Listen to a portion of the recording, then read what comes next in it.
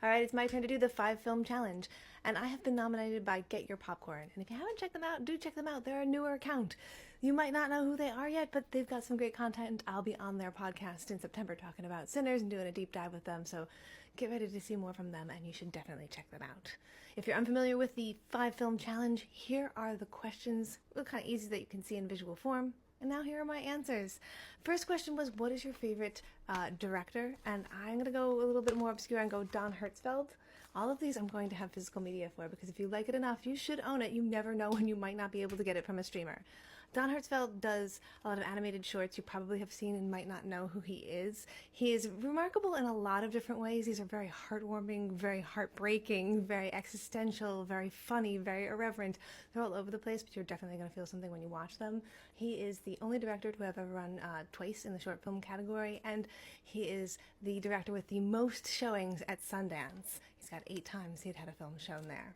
Favorite animated film? That's not going to surprise anyone. I talk about it all the time on this channel, so I'm not even going to talk about it super much. If you want to know why I love Akira, go look at the many videos in which I tell you why I love Akira. There's so many reasons. Favorite foreign language film is going to be a little bit of a loaded category for me, because I have a lot of favorite foreign language films, and because the next category is favorite Best Picture Oscar winner, I can kind of double load this. But for foreign language film, I'm going to recommend you see Night Watch. I really like this. It's an action film from Russia, and what makes it so incredibly unique is that the subtitles are like concrete poetry. Instead of just being along the bottom, they are in the frame, and they have to do with what is going on in the scene. If you think that you're the kind of person who doesn't really like subtitles, see Night Watch. It is such a unique experience. I can't recommend this enough. Favorite Best Picture winner? I kind of told you because I said foreign language already. Parasite. This is the first foreign language film to win Best Picture at the Oscars. It is truly remarkable, breathtaking. I love this director. I love this film.